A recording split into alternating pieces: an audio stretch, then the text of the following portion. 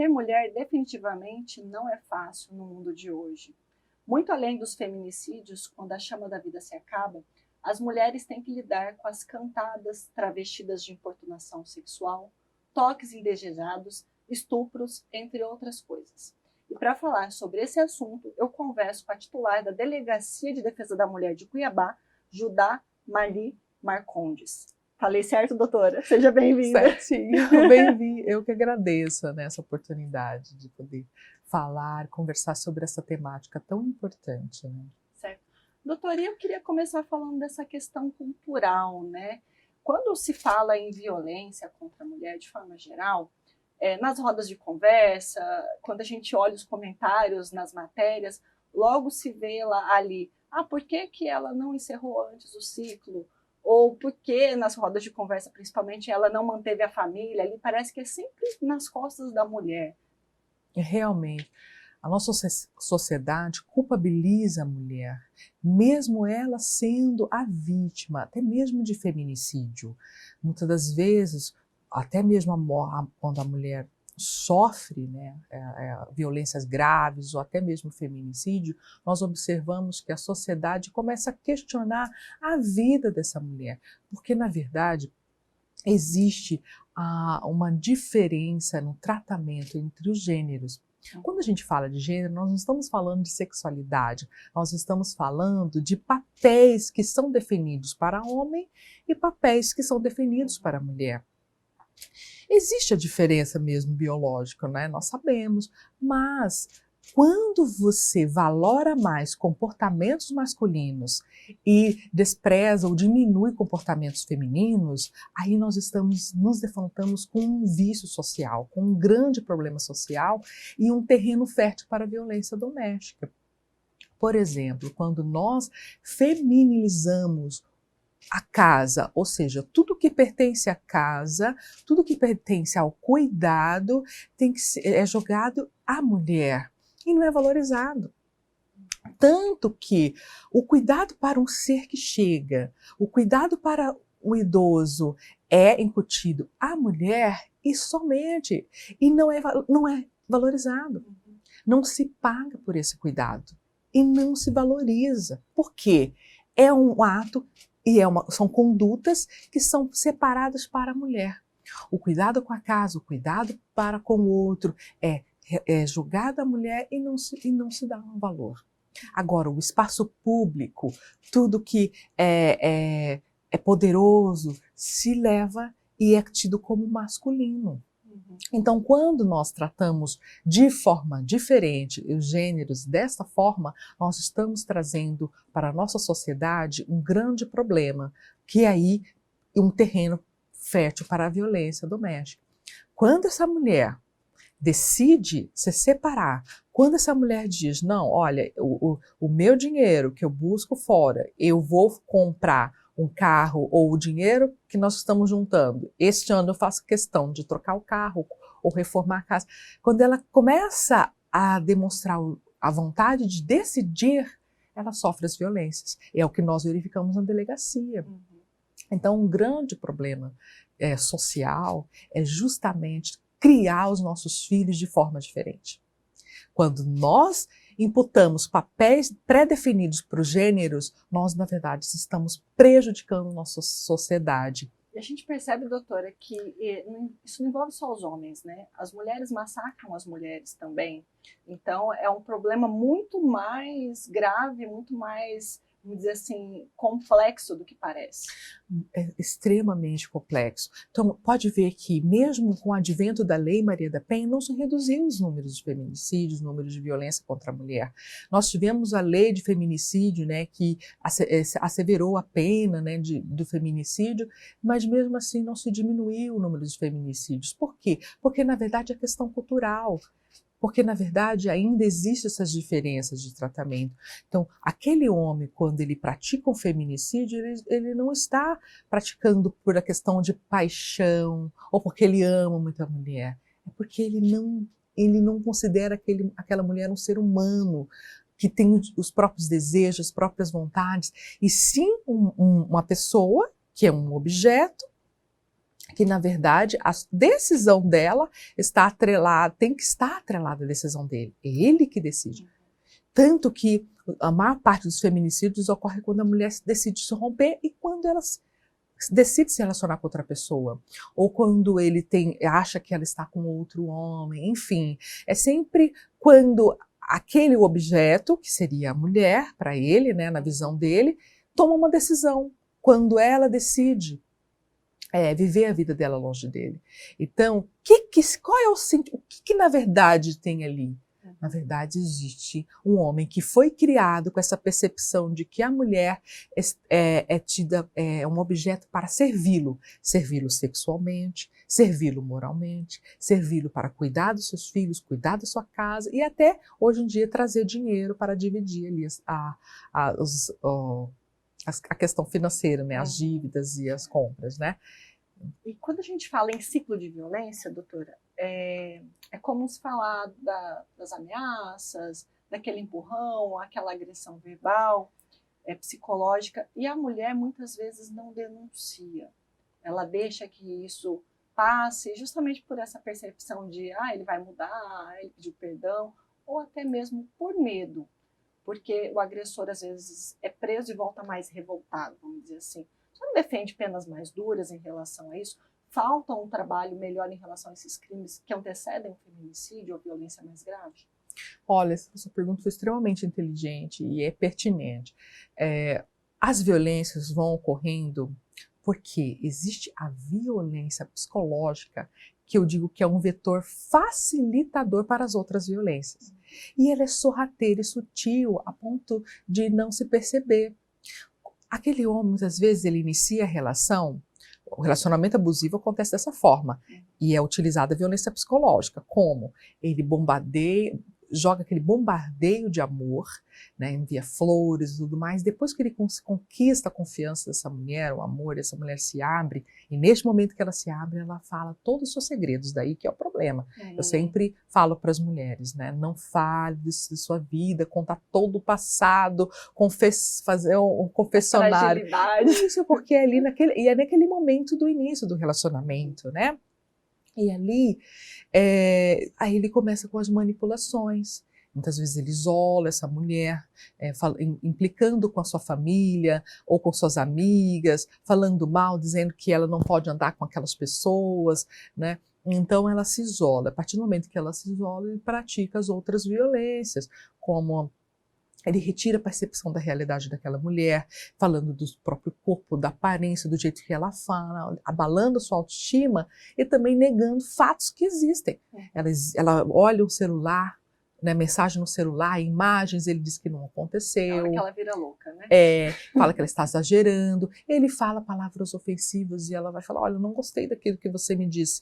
Mas aí ele diz que não falou, que ele exagerou. Muitas das vezes ele aumenta, né, a voz ali, aí ele fala, não, eu fiz isso porque eu tenho ciúmes de você, eu fiz isso porque você está exagerando, a culpa é sua, foi você que falou com tal rapaz, você que não me respeitou naquele evento, naquele local. Então ele joga para a mulher a culpa, tirando a percepção da realidade, e com o tempo ela vai enlouquecendo realmente. Eu falo enlouquecendo, na verdade ela vai adoecendo. Nós fizemos uma pesquisa na delegacia, 84% das mulheres que adentraram ali no ano passado possuíam problemas para dormir, ansiedade, depressão e estavam tomando remédio, remédio antidepressivo. Então, as relações abusivas, elas adoecem as mulheres. E quando a gente verifica um feminicídio, uma violência física, não é isolada. Esse fato não é isolado, ele vem sempre acompanhado da violência psicológica. Daí que eu estou orientando a equipe lá na delegacia para que a gente sempre se atente aos esses sinais de violência psicológica. Então aquele homem que fica falando, olha, eu vou entrar na justiça contra você, eu vou tirar, se você separar de mim, eu vou entrar na justiça contra você. Antigamente, antes de existir o crime de violência psicológica, nós não tínhamos onde encaixar essa conduta. Na verdade, esse homem está manipulando essa mulher. Essas intimidações, na verdade, se trata de crime. E eu oriento a equipe a ficar atentas a essas situações. Eles acabam fazendo muito, doutora, porque a pena praticamente não existe, na sua opinião? Não, existe a pena, sim. E mais do que isso, nós temos a medida protetiva, que realmente protege a mulher. Quando a mulher aciona a medida protetiva, ela está acionando outros dispositivos, como o botão do pânico, a patrulha Maria da Penha, que visita a mulher, verifica como ela está. O botão do pânico funciona quando a mulher, o agressor se aproxima, ela pode ligar e a polícia militar vai até o local para prender esse agressor em flagrante delito. Nós temos diversos casos de flagrante, de descumprimento de medidas. E se não houver o flagrante naquele momento, ela pode a delegacia registrar o descumprimento, que nós vamos pedir a prisão preventiva desse agressor. Além do mais, aquela mulher que está insegura por questão financeira, quando ela solicita medidas protetivas, se ela estiver encaixada nos requisitos ali de vulnerabilidade, ela tem um direito, através do CETASC, que é aqui do governo estadual, ela tem direito a um auxílio moradia. Então, são vários dispositivos de proteção, porque a Lei Maria da Penha ela não vem a questão, ela vem para trazer a proteção. Então, quando a mulher procura a delegacia, mais do que punir, nós estamos preocupados também em proteger essa mulher. Existe a casa de amparo também, né, que a mulher pode ir até ela, ficar nesse local, se ela não tiver onde morar e ficar, e ali ela é extremamente respaldada. Nós temos também no HMC um atendimento psicológico à mulher. Por quê? Como eu te disse, que 84% das mulheres que nós atendemos tinham problemas de psicológicos, então esse acompanhamento impede que essa mulher retorne ao ciclo de violência. Esse acompanhamento dá mais dignidade para que a mulher consiga um emprego, porque muitas vão até a delegacia e falam para mim, eu não tenho condição de trabalhar. Eu tenho ali um programa social que me insere, mas eu não tenho condição nem de estudar, de aprender, de sair de casa, porque eu estou em depressão. Muitas mulheres falam isso. Então, essa preocupação de resgate da autoestima, do emocional da mulher é muito importante. E procurando a delegacia, nós fazemos todos esses encaminhamentos que vai trazer esse resgate à mulher. E o homem também é encaminhado a um programa de reflexão. E essa reflexão é desse aspecto histórico-social. Olha, você é homem, você vai continuar com esse pensamento de que a mulher é propriedade, de que esse ciúme de que você diz como desculpa é real? Na verdade, o homem está, na verdade, impedindo a autodeterminação da mulher. Então, nesse momento de reflexão, traz esse homem, esse momento. E quanto à sua pergunta em relação às penas mais duras, né, eu acredito que é importante, sim, mas atrelado a uma conscientização social. Nós precisamos conversar nas escolas, não apenas falando para as crianças e para os jovens, de que, olha, gente, vocês não podem praticar a violência contra a mulher. Não é só essa fala explicando o que seria violência. Nós precisamos mostrar que essa diferença de tratamento é o que prejudica. Tem uma pesquisa nacional em que as meninas, quando elas completam de 6 anos de idade, elas já perdem, elas já se consideram mais burras que os homens, e elas não têm o desejo de praticar esporte, de praticar diversas atividades, e até mesmo a questão de matérias de raciocínio lógico, elas se acham incapazes em relação a isso. Por quê? Por que tão jovem as nossas mulheres já se sentem incapazes? Porque nós estamos passando essa mensagem de que aos homens todo o poder e todo o espaço, e a mulher o acatamento e o silenciamento. E aí nós estamos abrindo um caminho para a violência doméstica. Doutora, a senhora elencou aí uma série de medidas que a gente sabe que funcionam muito bem, principalmente em Cuiabá, botão do pânico, patrulha, enfim. Mas esse não é o cenário do Estado, infelizmente, né? Qual que seria o ideal de delegacia 24 horas aí, Mato Grosso afora, vamos dizer assim?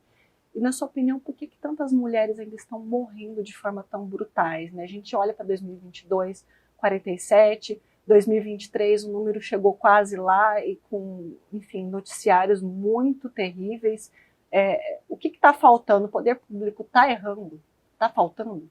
Olha, nossos policiais estão cada vez mais se qualificando para o atendimento. Eu acredito que a delegacia 24 horas, nós não vamos ter policiais para isso, né? Em cada cidade do estado tem uma delegacia 24 horas de atendimento à mulher. Mas nós temos, em todo o estado, delegacias funcionando 24 horas. Em qualquer cidade que você for, você vai encontrar uma delegacia que funciona 24 horas. Nós temos que qualificar todos os policiais, mostrando a importância de se analisar, de atender uma mulher em perspectiva de gênero. A investigação, o julgamento, a investigação deve ser feita em perspectiva de gênero, entendendo a interseccionalidade da mulher. Ou seja, nós quando atendemos uma mulher, não é só porque é branca, porque é rica, você atende bem, né? Entende a dor daquela mulher. Se é negra, ou se é usuária de droga, ou se ela está embriagada, já se fala, volta aqui amanhã, né? Garota de programa. Ou seja, aquela mulher que foge daquele perfil de ser mulher, né? Então, ao qualificar o policial, ele vai atender bem qualquer mulher que adentre, em qualquer situação. Além do mais, dá realmente ouvidos para essa mulher.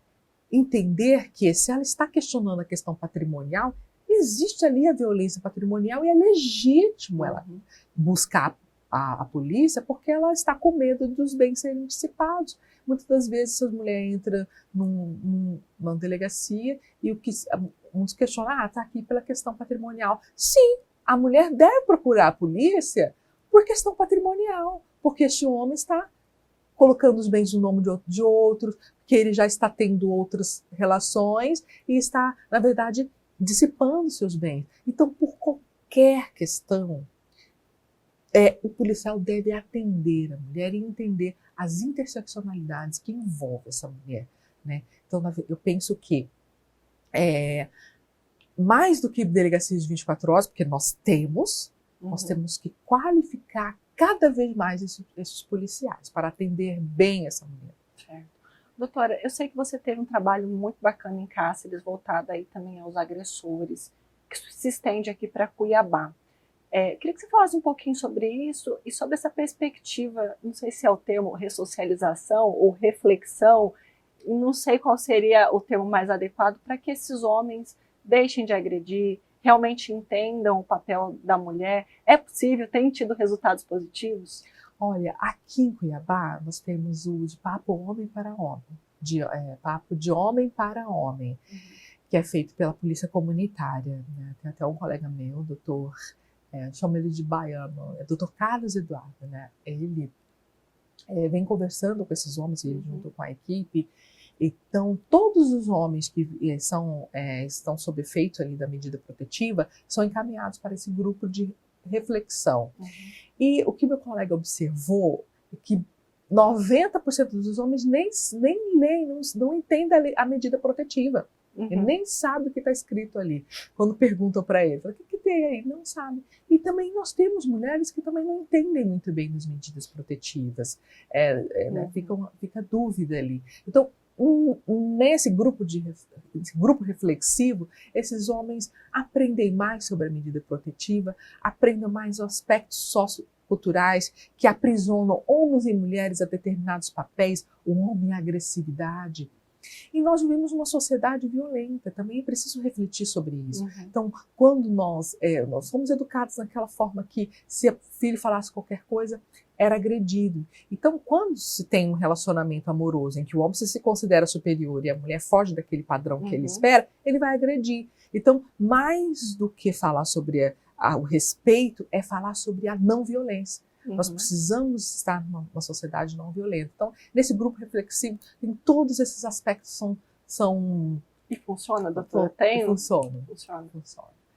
Esses agressores que passam por esse grupo de reflexão, a reincidência é menor. Aqueles que frequentam, aqueles que realmente participam, sim, não reincidem, né? Mas é um trabalho árduo, né? Que precisa ainda ser disseminado e passar por todos, né? Todos os homens. Eu pergunto, lógico que nós estamos falando de violência doméstica, mas toda vez que tem um crime que choca, como por exemplo a chacina em Sorriso, vem-se ao debate sugestões de penas, como pena de morte, pena perpétua, castração química para os estupradores. A sua reflexão do dia a dia de quem prende, né? De quem está ali ouvindo as vítimas, você defende penas mais duras ou acredita que o sistema que existe hoje é o adequado? Olha, o engrandecimento das leis, né, deixar as penas mais graves, até certo ponto é positivo, mas não é o suficiente. Né? Como eu disse desde o início, nós precisamos mudar a nossa cultura do respeito à mulher, de não se condicionar a mulher a papéis que são pré-determinados. Então, assim, quando a violência, quando a gente olha todos os fatos, quando eu leio os boletins, todos eles vão falando da mesma situação, de objetificação da mulher, a mulher como objeto. Então, quando aquele homem que estuprou aquelas meninas e matou ali na região de Sorriso, ali, se fossem homens que estivessem ali, ele não teria violentado aquelas mulheres. Por que ele fez aquilo? Porque, para ele, as mulheres são objetos para satisfação do seu prazer. E quantas meninas, crianças, meninas e mulheres passam por isso? Passam por isso quando são crianças, pelas famílias. Os homens da família muitas vezes abusam. A maior parte são pais, padrastos, né? Tios, avós, aqueles que são próximos, que objetificam desde novinhas aquelas crianças, só por serem mulheres, pelo simples fato de ser mulher. E nós temos situações dentro do casamento, que aquele homem considera, olha, você casou comigo, você tem que manter relação sexual. Então não importa se aquela mulher está cansada, se aquela mulher está doente, se aquela mulher está cuidando dos filhos, se ela está amamentando, se ela está com outras situações, não importa. Ela está ali para servi-lo sexualmente. Essa é a visão. Então, porque esse homem, todos esses homens são criados e numa sociedade patriarcal que fomenta esse olhar que a mulher é um objeto sexual. A mulher está ali para servir.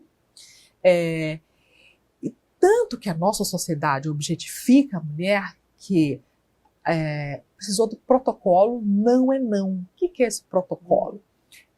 Criou-se a obrigatoriedade de estabelecimentos comerciais que oferecem bebidas, né, bares, locais em que detém pessoas, né, um público, né, ali no local, um determinado público, né? Então, todo local que recebe um público deve ter pessoas, deve qualificar profissionais para ficar de olho nos homens em relação às mulheres, né, no respeito ao corpo da mulher, à decisão da mulher, e também um protocolo para atender essa mulher. Então, um profissional que fica de olho e também profissionais para acolher essa mulher diante de uma violência. Não seria simples se a gente educasse os homens? A mulher não é um objeto para seu bel prazer. E o não dessa mulher não é charme, o não é uma decisão. A mulher tem o direito de decidir. Só que a gente precisou de um protocolo para dizer que a mulher, quando está no espaço público, ela tem que ser respeitada. E a nossa cultura o espaço privado, que antes era considerado saudável, não é, porque ali há as agressões, e os espaços públicos ainda também é um perigo para a mulher. Então, quando a mulher que está num bar, se ela está ingerindo uma bebida, se ela está ali se divertindo, ela, na verdade, está se colocando numa situação de perigo. Né? E que, na verdade, não deveria ser. A mulher tem o direito de sair, de se divertir, mas, infelizmente, ela está passando, indo no banheiro, tem homens que passam a mão, tem homens que aprendem, tem homens que querem beijar e não perguntam. E tem muitos homens questionando, então quer dizer que eu não consigo mais paquerar da forma como se paquerava? Não. Né? Tanto que eu faço uma inversão, né? Eu falo para os homens, se um homem abordasse um homem abordasse você, da forma como você aborda as mulheres, como você se sentiria? Né? Então, da mesma forma, eles se sentem extremamente invadidos. Né? Então, nós, na verdade, queremos sair, nós queremos andar livremente e as nossas decisões devem ser validadas, tanto no espaço público quanto no espaço privado. Mas o que a doutora Judá pensa sobre pena perpétua, pena de morte ou castração química?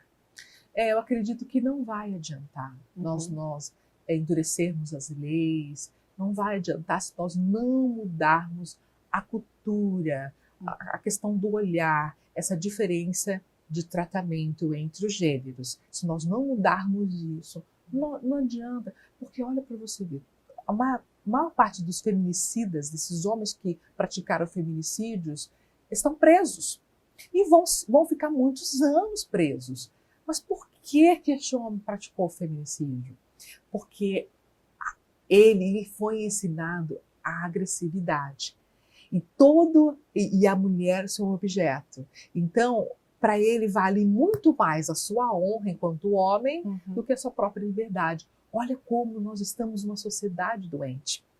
Esse homem sabe que vai ser preso, porque a polícia prende, a estatística mostra que a maior parte são presos e ficam presos, condenados. Ficam 20 anos ali, muitas vezes, presos. Ele sabe disso. Muitas vezes os homens nem fogem, ele se entrega, ele sabe disso. Mas por que ele faz? Porque é mais importante para um homem machista manter a sua honra de homem, que não aceita uma mulher viver com outro homem, sair da sua vida, que é um objeto. Ele foi ensinado a objetificar a mulher, né, a tornar uma mulher um objeto. Nós estamos falando de paixão, um homem apaixonado. Estamos falando de um homem que considera a mulher um ser sem direito de decisão, sem direito de sair, de liberdade de ir e vir, a mulher sem a autodeterminação, um homem que objetifica a mulher. Então não adianta, se nós criarmos a lei perpétua, a lei de prisão perpétua, ele vai ficar preso o resto da vida. Mas vai matar a mulher, porque para esse homem, para os homens machistas, o mais importante é a sua honra. Certo. Doutora, nossa entrevista está chegando ao final, mas eu queria que você aproveitasse esse momento para dizer para essa mulher que está nos assistindo, ou a rede de apoio, quem está perto, quais são os canais, como procurar, como sair desse ciclo, né? Qual o primeiro passo aí aonde procurar ajuda?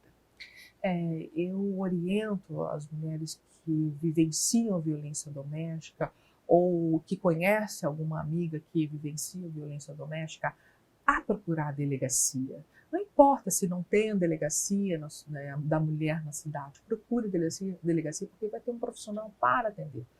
Em Cuiabá, nós temos uma equipe multidisciplinar para acolher essa mulher.